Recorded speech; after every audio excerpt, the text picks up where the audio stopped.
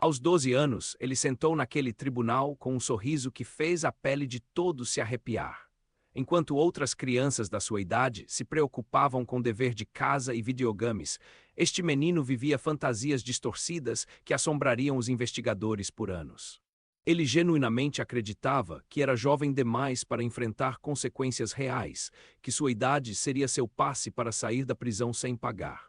O que ele não sabia era que uma impressão digital perfeita já havia selado seu destino. Aquele pequeno pedaço de evidência seria suficiente para convencer um juiz de que alguns monstros vêm em pacotes pequenos e este precisava ser trancado antes que pudesse machucar mais alguém. Como uma criança se torna um monstro, e como esse monstro aprende a se esconder atrás do rosto inocente de um menino de 12 anos? Esta era a pergunta que assombraria uma cidade. Uma pergunta nascida de um ato de violência tão depravado que parecia desafiar toda a lógica e compreensão humana. O crime não foi um produto de raiva juvenil ou de um momento fugaz de mau julgamento. Foi o trabalho calculado e sádico de um predador que vinha aprimorando seus desejos sombrios em segredo por anos. A vítima, um jovem bondoso com um futuro brilhante, não foi escolhida por nenhum motivo além de sua disponibilidade. Um alvo aleatório selecionado para satisfazer uma fome inominável por poder e controle. A cidade de Salvador, Bahia, um lugar de dias vibrantes e ensolarados e noites encharcadas de neon, sempre abrigou um lado sombrio de crime e corrupção sob sua fachada brilhante.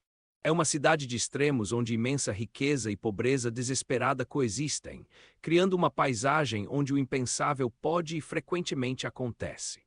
Mas mesmo para uma cidade acostumada à violência, o assassinato de Lucas Mendes foi algo diferente, algo que parecia uma ruptura no próprio tecido da comunidade. A cena do crime, um apartamento tranquilo em um bairro de classe trabalhadora, tornou-se o epicentro de uma história que exporia um nível de mal que poucos poderiam ter imaginado possível em uma criança. Lucas Mendes tinha 24 anos, um recém-formado que trabalhava em 2 empregos para sustentar sua mãe doente, um jovem conhecido por seu espírito gentil e seu otimismo inabalável. Ele era o tipo de pessoa que via o bem em todos, uma qualidade que no final o tornaria fatalmente vulnerável ao predador que cruzou seu caminho. Lucas não tinha inimigos, segredos sombrios, nem conexão com o submundo do crime da cidade. Ele era simplesmente uma boa pessoa no lugar errado na pior hora possível. Sua morte foi uma aniquilação sem sentido e brutal de uma vida que estava apenas começando. Uma vida cheia de promessas e potencial. O agressor era Pedro Costa, um menino de 12 anos de uma família aparentemente normal de subúrbio.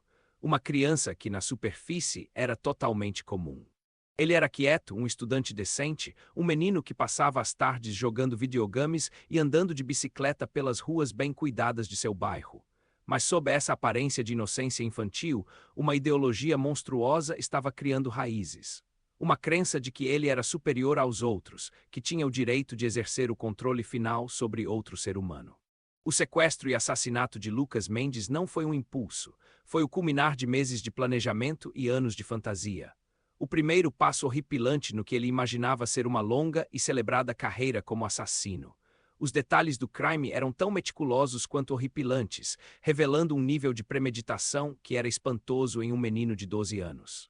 Pedro havia perseguido sua vítima por dias, aprendendo sua rotina, mapeando seus movimentos e escolhendo o momento perfeito para atacar. Ele usou um estratagema, um falso pedido de ajuda para atrair Lucas para uma área isolada, explorando a bondade e a compaixão de sua vítima como uma arma contra ele. O ato em si foi de puro sadismo, um assalto prolongado e brutal projetado para maximizar o terror de Lucas e para dar a Pedro a emoção final de segurar a vida de outra pessoa em suas mãos.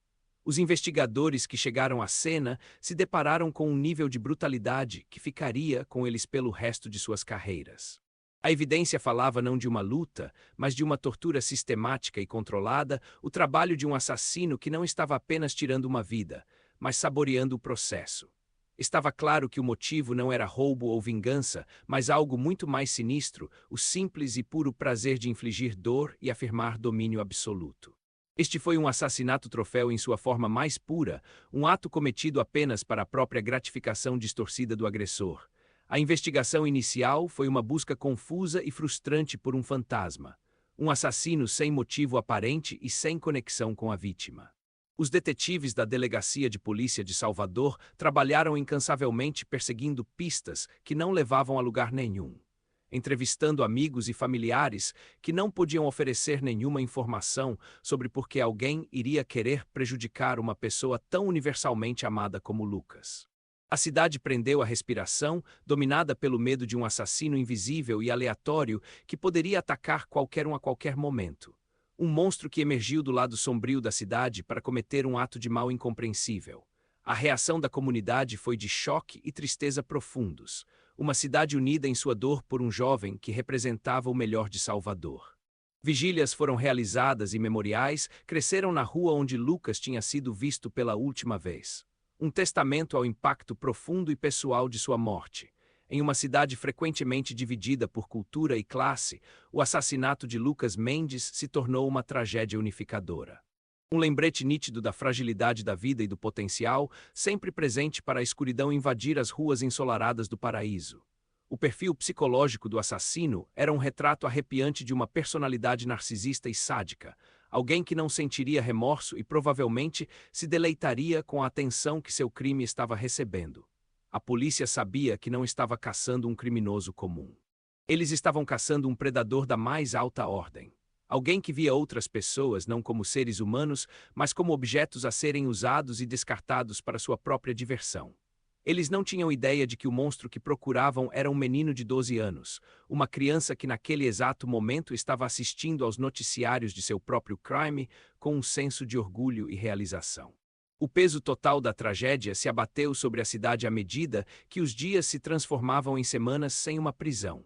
A atmosfera vibrante e despreocupada de Salvador foi substituída por uma palpável sensação de mal-estar, uma comunidade olhando por cima do ombro, se perguntando onde o monstro atacaria em seguida.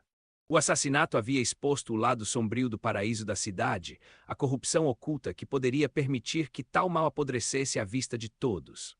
Mal sabiam eles que o mal não estava se escondendo nas sombras de um beco, mas no quarto de uma criança em uma casa tranquila de subúrbio, um lugar onde um menino de 12 anos estava sonhando com sua próxima morte.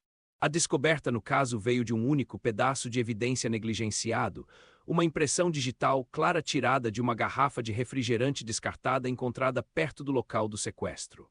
Por semanas, ela ficou em um banco de dados sem correspondência com nenhum criminoso conhecido, um beco sem saída silencioso e frustrante.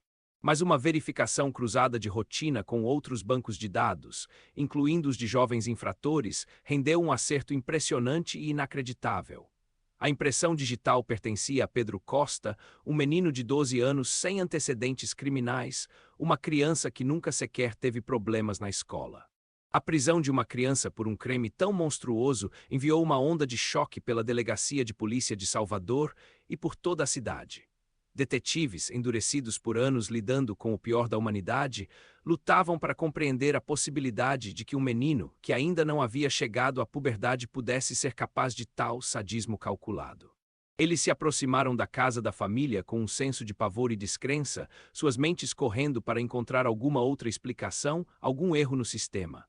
Mas a ciência era irrefutável. A impressão digital era uma correspondência perfeita. Quando o detetive Bruno Santos e seu parceiro chegaram à casa suburbana dos Costa, eles foram recebidos por uma cena de perfeita domesticidade.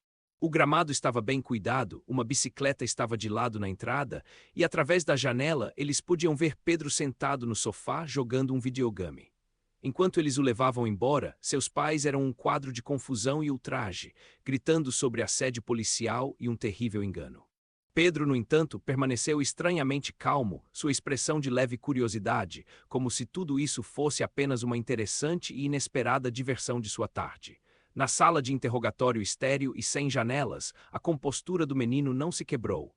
Ela se endureceu em uma confiança gélida e arrogante. Sentado em frente ao detetive Santos, um homem com 2 décadas de experiência em fazer criminosos falarem, Pedro parecia não intimidado, mas divertido. Ele não era uma criança assustada e perdida. Ele era um predador em seu elemento, um artista que finalmente tinha recebido o palco que sempre desejou. A confissão, quando veio, não foi uma admissão de culpa chorosa, mas uma recitação jactanciosa e detalhada de seu crime. Ele confessou com prazer, um pequeno e cúmplice sorriso brincando em seus lábios enquanto ele recontava os detalhes mais macabros e sádicos dos momentos finais de Lucas Mendes. Ele falava com o desapego calmo e analítico de um cientista, descrevendo um experimento, fornecendo informações que só o assassino poderia saber. Ele corrigiu os detetives em detalhes menores da cena do crime. Sua memória perfeita, seu orgulho em seu trabalho evidente em cada palavra. Ele não estava apenas confessando, ele estava atuando, transformando o interrogatório em uma vitrine para sua própria percepção de brilhantismo e crueldade. O aspecto mais arrepiante de sua confissão foi sua completa e total falta de remorso. Ele falava de sua vítima não como uma pessoa, mas como uma coisa, um objeto que ele havia usado para alcançar uma sensação desejada. Ele descreveu os apelos de Lucas por sua vida com um suspiro teatral de tédio, como se fossem um leve aborrecimento em uma experiência perfeita.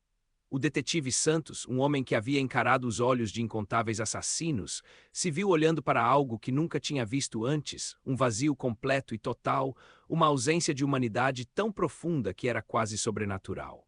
A confissão de Pedro foi um tour guiado por uma mente profundamente perturbada, um mundo no qual a empatia não existia e outras pessoas eram meramente ferramentas para sua gratificação. Ele forneceu detalhes que não eram necessários para uma condenação. Detalhes que ele compartilhou com o único propósito de traumatizar os oficiais na sala. Ele descreveu os sons, os cheiros e as texturas de seu crime. Com a atenção aos detalhes de um poeta, cada palavra um instrumento cuidadosamente escolhido de tortura psicológica.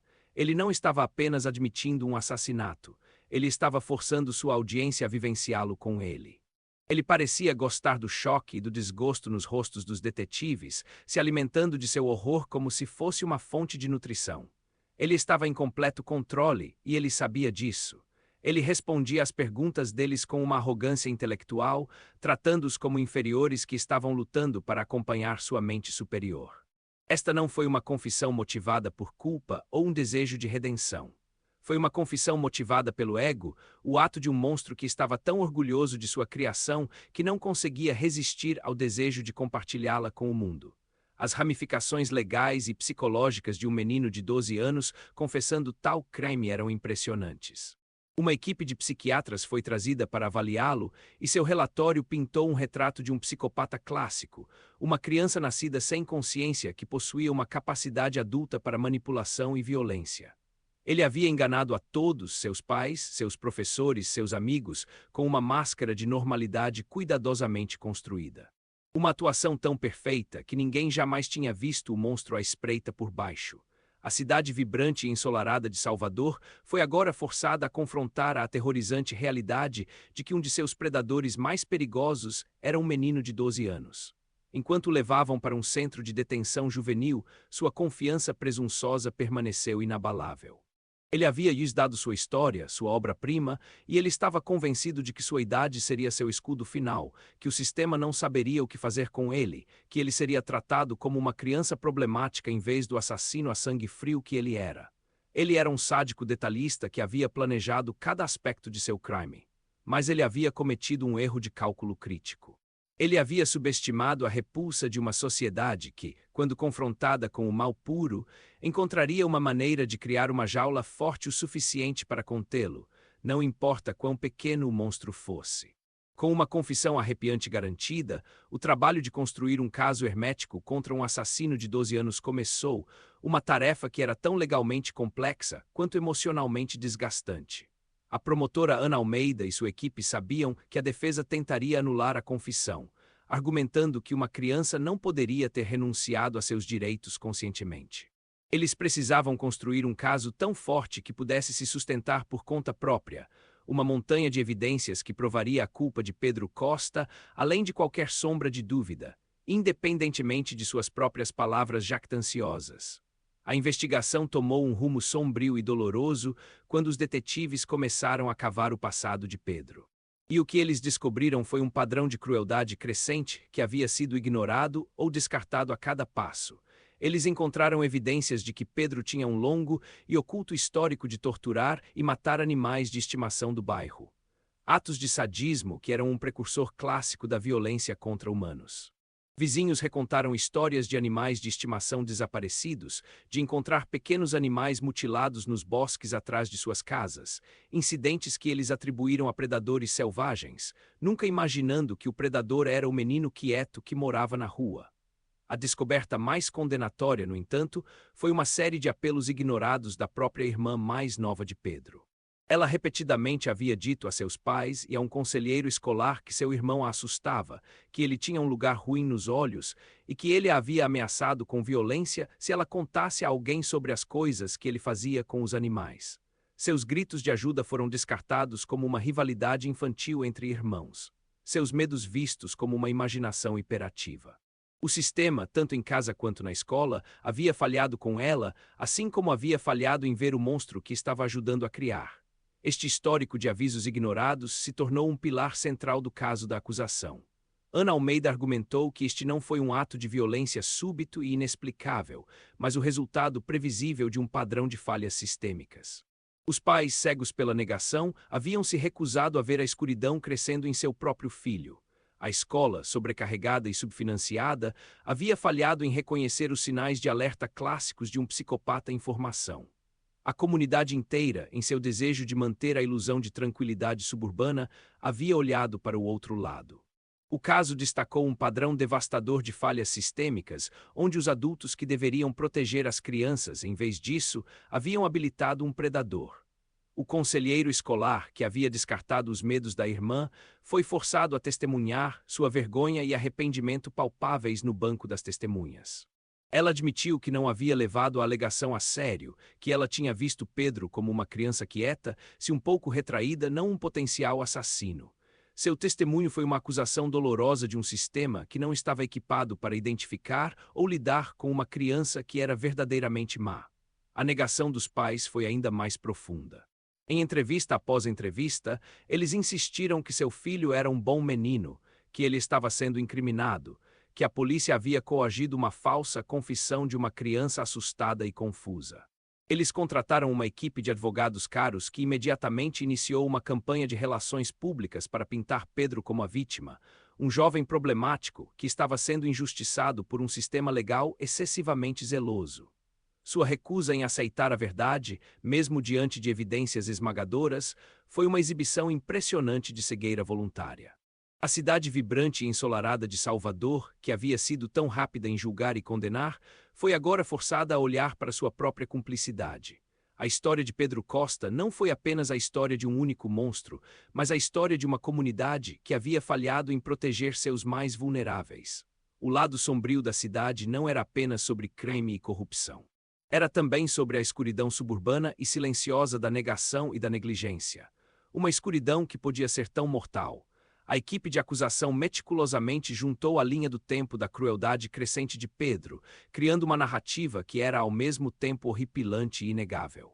Eles apresentaram o testemunho de psicólogos infantis que explicaram que para um psicopata como Pedro, o prazer derivado de torturar animais era um ensaio para a emoção final de matar um humano. Ele era um predador em treinamento, e sua família e comunidade tinham sido seus facilitadores involuntários, fornecendo-lhe o tempo e a privacidade que ele precisava para aperfeiçoar seu ofício. Esta evidência de um longo histórico de crueldade foi crucial para contrariar a narrativa da defesa de uma criança que havia cometido um único erro terrível. Ana Almeida foi capaz de mostrar ao júri que Pedro não era uma criança no sentido tradicional.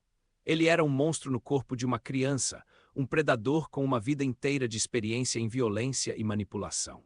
Os apelos dolorosos de sua irmã, ignorados e descartados, se tornaram a voz de cada pessoa que Pedro havia ferido, um eco assombroso de uma tragédia que poderia e deveria ter sido prevenida. O caso de Pedro Costa foi um chamado de despertar para a cidade de Salvador, uma lição horripilante nas consequências de ignorar os sinais de alerta da psicopatia infantil. As falhas sistêmicas que o permitiram matar foram agora expostas para todos verem, um registro vergonhoso e público da falha de uma comunidade. O julgamento não era mais apenas sobre buscar justiça para Lucas Mendes. Era sobre segurar um espelho para uma sociedade que havia permitido que um de seus próprios filhos se tornasse um monstro. Um monstro que esteve se escondendo à vista de todos o tempo todo. Nos meses que antecederam seu julgamento, o comportamento de Pedro Costa na detenção juvenil apenas serviu para reforçar o retrato da acusação de um predador impiedoso e narcisista. Ele não mostrava sinais de culpa ou tristeza, nenhuma indicação de que ele entendia a gravidade de suas ações. Em vez disso, ele tratava sua detenção como um pequeno inconveniente, uma interrupção irritante em sua vida, e seu foco principal não estava em seu crime, mas nas injustiças percebidas de seu confinamento. A exibição mais impressionante e enfurecedora de suas prioridades narcisistas veio quando ele apresentou uma moção formal ao tribunal, uma queixa escrita à mão que era tão audaciosa quanto insultante à memória de sua vítima. Ele não estava reclamando de sua falta de liberdade ou da perspectiva de uma vida inteira atrás das grades. Ele estava reclamando da qualidade da comida. Em um documento cuidadosamente redigido, quase legalista, ele detalhou suas queixas sobre o menu do centro de detenção, argumentando que as refeições insossas e pouco apetitosas eram uma violação de seus direitos humanos básicos. Esta queixa sobre a comida da prisão se tornou um símbolo de seu profundo desapego da realidade. Enquanto a família de Lucas Mendes estava planejando um funeral, Pedro Costa estava elaborando um argumento legal sobre a maciez de suas batatas. Foi uma janela impressionante para a mente de um psicopata, uma completa incapacidade de compreender o sofrimento dos outros, um mundo no qual seus próprios pequenos desconfortos eram mais importantes do que a vida que ele havia brutalmente tirado. A moção foi, é claro, imediatamente descartada por um juiz enojado, mas o dano estava feito. A notícia da queixa se espalhou rapidamente pela cidade, alimentando a indignação do público e solidificando a imagem de Pedro como um monstro sem alma.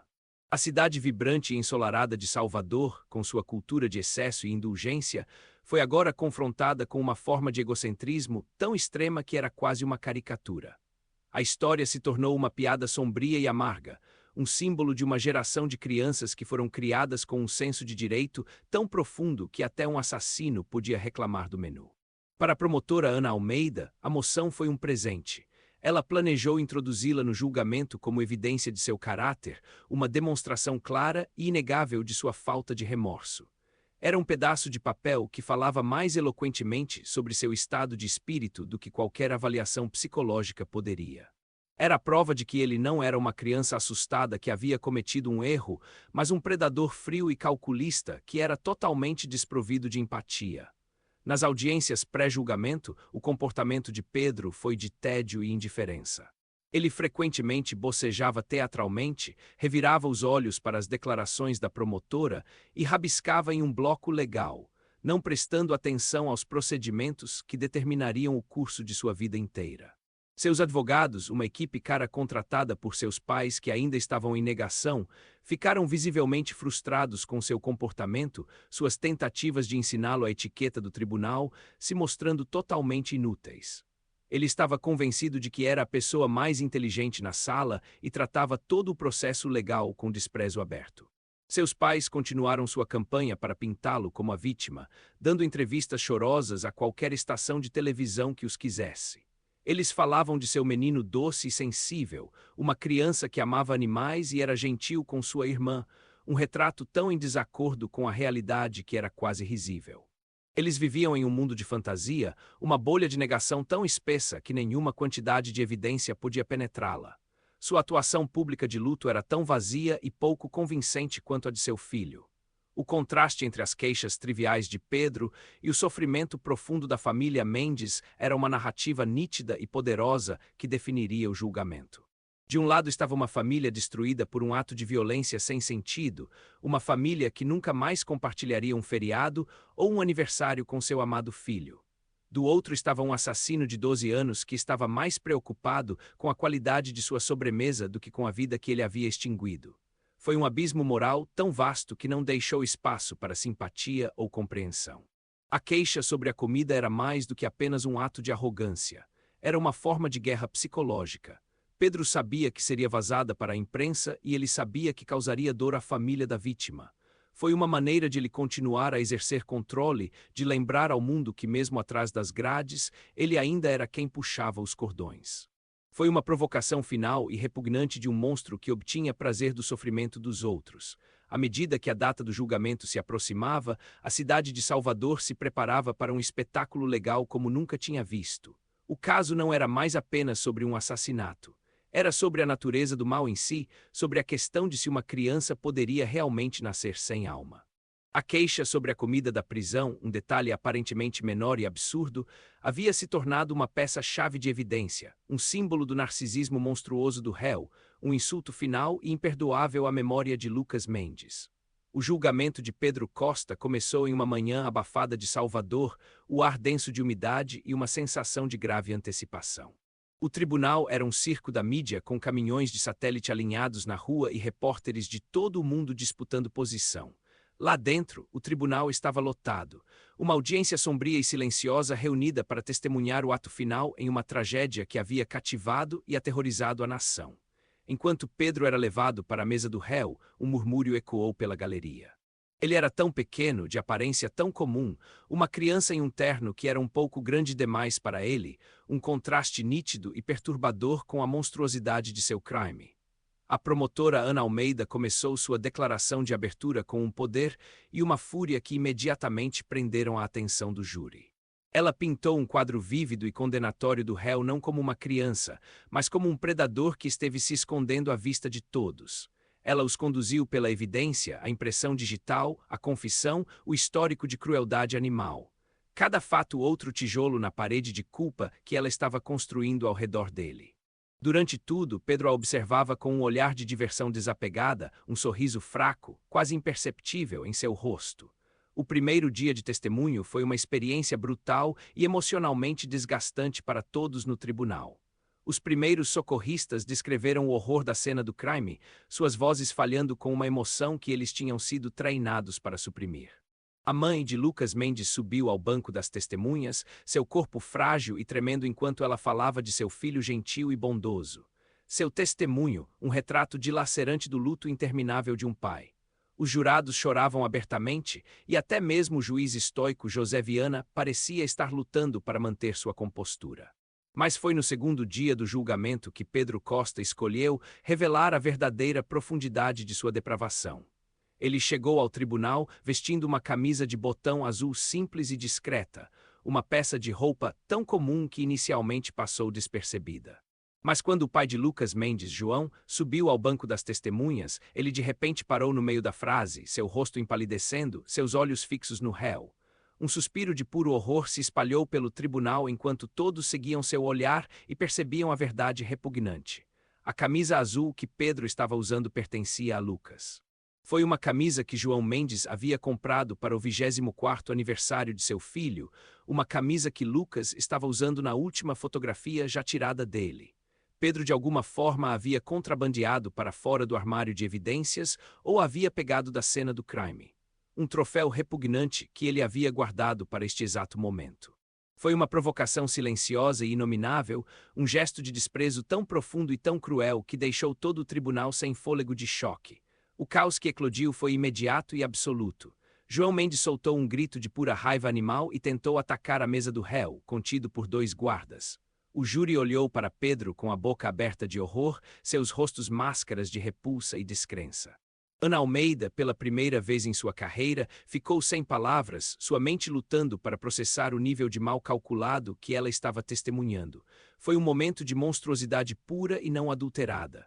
Um vislumbre de uma alma que não estava apenas quebrada, mas totalmente ausente.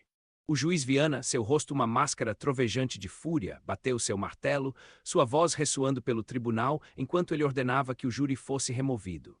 Ele então voltou sua ira para os advogados de defesa de Pedro, exigindo saber como tal coisa poderia ter acontecido, suas palavras gotejando com um desprezo que era geralmente reservado para os criminosos que ele sentenciou.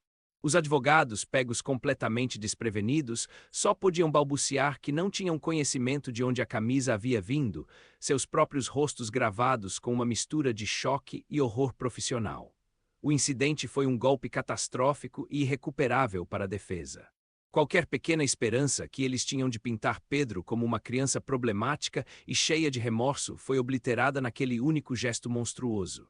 Ele não apenas admitiu sua culpa, ele se deleitou nela, usando a própria roupa da vítima como uma arma para torturar sua família enlutada em um fórum público. Foi um ato de guerra psicológica tão sádico que era quase impossível de compreender. Quando o julgamento recomeçou, a atmosfera estava para sempre mudada. O júri não via mais um menino de 12 anos na mesa do réu, eles viam um monstro. Sua idade, que antes tinha sido o aspecto mais chocante do caso, era agora irrelevante. Ele lhes tinha mostrado a escuridão de seu coração e era uma visão que eles nunca esqueceriam. Ele queria lhes mostrar que ainda estava no controle, que era o mestre deste teatro de crueldade. Mas em sua arrogância ele cometeu um erro de cálculo fatal. Ele não os intimidou, ele solidificou sua determinação, ele não lhes mostrou seu poder. Ele lhes mostrou sua fraqueza, a necessidade patética e desesperada de um narcisista de ser o centro das atenções.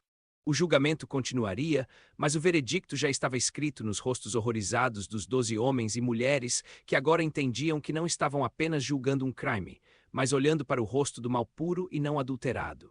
Com o júri já convencido da monstruosidade de Pedro Costa, o caso da promotora Ana Almeida passou de provar a culpa para iluminar as profundezas de sua depravação. Ela começou a apresentar a evidência física, um desfile meticuloso e esmagador de exibições que documentavam os momentos finais e aterrorizantes da vida de Lucas Mendes. O tribunal, já tenso, caiu em um silêncio pesado e opressor enquanto a realidade do crime era exposta da maneira mais tangível imaginável, transformando o horror abstrato em fato concreto e inegável. A equipe de acusação havia passado meses vasculhando cada centímetro da vida de Pedro, e sua busca havia rendido um tesouro de escuridão. Eles apresentaram ao júri seus cadernos escolares cheios não de dever de casa, mas de desenhos violentos e gráficos, fantasias detalhadas de tortura e assassinato. Eles lhes mostraram seu histórico de pesquisa de computador, uma crônica horripilante de uma mente jovem obcecada por assassinos em série, taxas de decomposição e métodos de evasão da lei. Cada peça de evidência era uma janela para um mundo secreto de sadismo que ele havia cuidadosamente cultivado atrás da porta fechada de seu quarto. O clímax emocional do caso da acusação veio quando uma grande caixa de evidência selada foi trazida para o tribunal. O detetive Bruno Santos subiu ao banco das testemunhas, seu rosto grave enquanto ele abria a caixa e começava a remover seu conteúdo. Estes eram os itens encontrados em um compartimento escondido sob a cama de Pedro, uma coleção secreta de troféus que ele havia pegado de suas vítimas, tanto animais quanto humanos. O júri assistiu em silêncio atordoado enquanto ele colocava uma série de pequenos potes rotulados na mesa de evidências, cada um contendo um lembrete repugnante de uma vida que ele havia tirado. Foi neste momento que João Mendes, que havia retornado ao tribunal contra o conselho de sua família, soltou um soluço gutural engasgado. No final da fileira de potes, o detetive Santos colocou uma pequena corrente de carteira de prata, uma peça de joia distinta que Lucas usava todos os dias. João a havia dado a ele para sua formatura do ensino médio, e a visão dela deitada ali na madeira fria e polida da mesa de evidências foi um golpe físico. O suspiro que escapou de seus lábios foi um som de pura dor não adulterada, uma manifestação audível do coração partido de um pai. A corrente da carteira era o troféu, a prova final e irrefutável da natureza predatória de Pedro. Ele não havia matado por dinheiro ou por paixão. Ele havia matado pelo simples prazer narcisista da posse. Ele havia pegado um pedaço da identidade de sua vítima, um símbolo de sua vida, e o havia guardado como uma lembrança, um lembrete tangível de seu ato final de controle. A corrente, tão pequena e insignificante por si só, estava agora imbuída de um peso e um significado que era quase insuportável de se ver. Para o júri, este foi o momento que despojou qualquer vestígio restante da infância de Pedro. O menino no terno grande demais se foi, substituído por um caçador de troféus frio e calculista, um colecionador de almas. Eles agora podiam ver o assassinato de Lucas Mendes, não como um evento isolado, mas como o início de uma coleção, o primeiro espécime humano em uma galeria da morte que ele vinha curando por anos. A corrente da carteira não era apenas evidência, era uma promessa de violência futura.